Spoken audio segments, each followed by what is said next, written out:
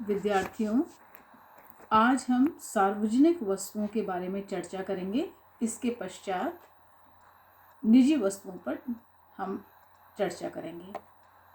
सार्वजनिक वस्तुएं ऐसी वस्तुएं एवं सेवाएं हैं जो एक ही समय में कई लोगों द्वारा संयुक्त एवं समान रूप से उपभोग की जाती हैं और एक व्यक्ति द्वारा इसका उपभोग अन्य व्यक्ति के लिए इसकी उपलब्धता को परिवर्तित नहीं कर देता है।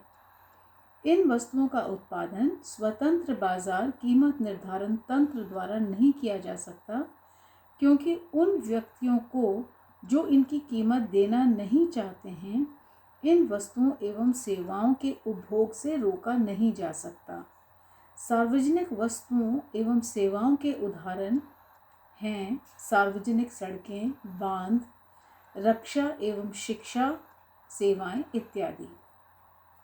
स्लोमैन के अनुसार सार्वजनिक वस्तुओं से अभिप्राय ऐसी वस्तु या सेवा से है जिसकी विशेषताएं गैर प्रतिद्वंद्विता या नॉन राइवलरी एवं गैर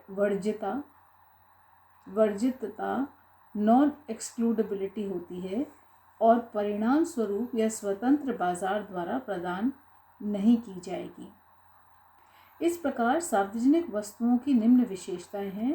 प्रथम, वे गैर प्रतिद्वंदी या नॉन राइवलरस होती हैं, अर्थात उस वस्तु के उपभोग पर किसी व्यक्ति का एकमात्र अधिकार नहीं होता। किसी व्यक्ति द्वारा उपभोग की गई मात्रा दूसरे व्यक्तियों द्वारा उपभोग की जाने वाली मात्रा को प्रभावित नहीं करती।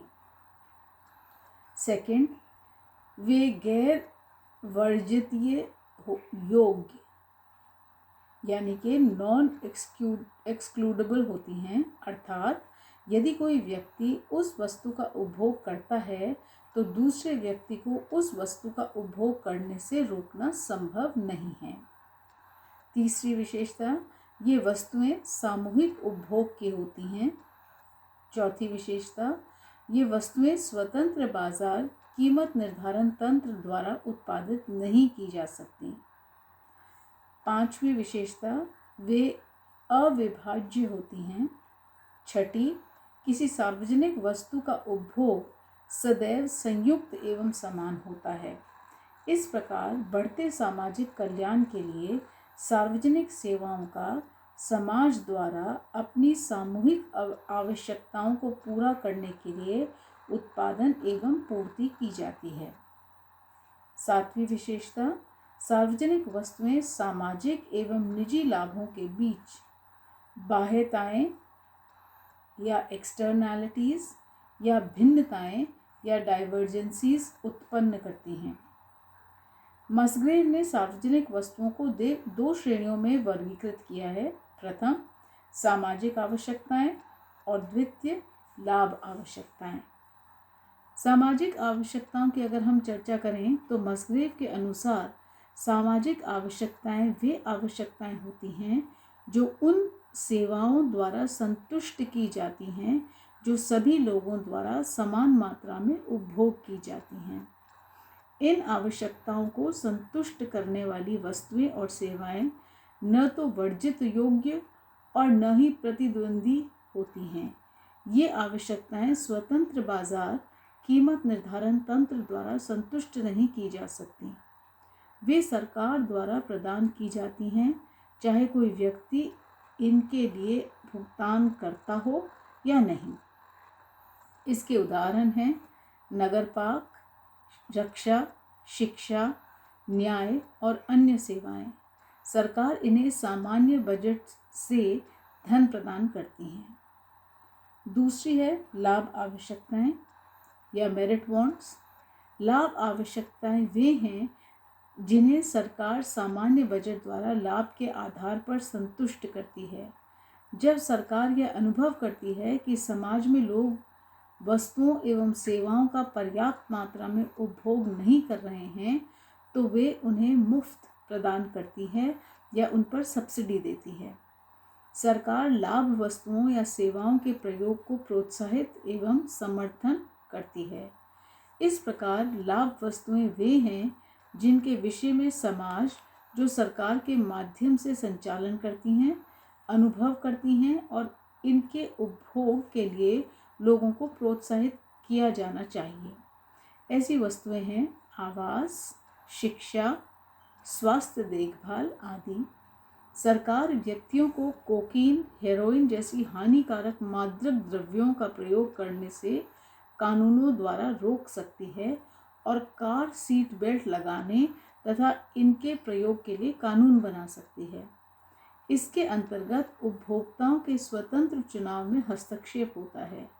उन वस्तुओं एवं सेवाओं को गैर लाभ या दोषपूर्ण वस्तुएं, नॉन मेरिट और डीमेरिट गुड्स कहते हैं, जिनके प्रयोग और उपभोग को हतोत्साहित किया जाता है। अब हम सामाजिक आवश्यकताओं एवं लाभ के आवश्यकताओं में अंतर करते हैं। सामाजिक आवश्यकताओं एवं लाभ आवश्यकताओं के कई महत्वपूर्ण अंतर हैं। प्रथम, सामाजिक आवश्यकताओं की संतुष्टि से सभी व्यक्तियों को लाभ होता है, जबकि लाभ आवश्यकताओं की संतुष्टि से उपभोक्ता अधिमानों में हस्तक्षेप होता है। द्वितीय, सामाजिक आवश्यकताएं गैर प्रतिद्वंदिता और गैर वर्जितता की शर्तों से संबंधित होती हैं, जबकि लाभ आवश्यकताएं इन शर्तों के अधीन भी हो सकती हैं और नहीं भी। लाभ आवश्यकताएं सामाजिक आवश्यकताओं का एक महत्वपूर्ण अंग हो सकती हैं। लाभ आवश्यकताओं का प्रबंध उन व्यक्तियों को तत्काल लाभ पहुंचाएगा जिन्हें इनकी तत्काल ज़रूरत है, जैसे मुफ्त शिक्षा और स्वास्थ्य देखभाल, परंतु संपूर्ण समुदाय को भी इससे लाभ होगा क्योंकि वह अधिक स्वस्थ और शिक्षित होगा। अब प्रश्न ये उठता है कि सरकार को कितनी सार्वजनिक वस्तुएं उत्पादित करनी चाहिए और सार्वजनिक वस्तुओं की स्थिति में इष्टतम संसाधन आवंटन क्या होता है। एक सार्वजनिक वस्तु की स्थिति में प्रत्येक व्यक्ति द्वारा एक निश्चित मात्रा उपभोग की जाती है, इसलिए उस सार्वजनिक वस्तु की किसी मात्रा की मांग उन कीमतों का योग है जो प्रत्येक उपभोक्ता उस मात्रा के लिए भुगतान करना चाह रहा है। इसी प्रकार किसी सार्वजनिक वस्तु के लिए समुदाय का मांग वक्र व्यक्तिगत उपभोक्ताओं के मांग वक्रों का अनुलंब योग होता है, जो सभी उपभोक्ताओं द्वारा प्राप्त किए गए सीमांत लाभों का योग को दर्शाता है। प्रत्येक मांग वक्र उस सीमांत लाभ को दर्शाता है जो उपभोक्ता उत्पादन के प्रत्येक स्तर पर उपभोग करने से प्राप्त करता है। किसी सार्वजनिक वस्तु के उत्पादन का इष्टतम स्तर उत्पादन की सीमांत लागत को सीमांत लाभ के योग के बराबर करके निर्धारित किया जा सकता है। दूसरे शब्दों में, इष्टतम मात्रा वह मात्रा होती है जिसके लिए अंतिम इकाई की सीमांत लागत उन कीमतों के योग के बराबर होती है जो उपभोक्ता उस इकाई के लिए भुगतान करना चाह रहा है।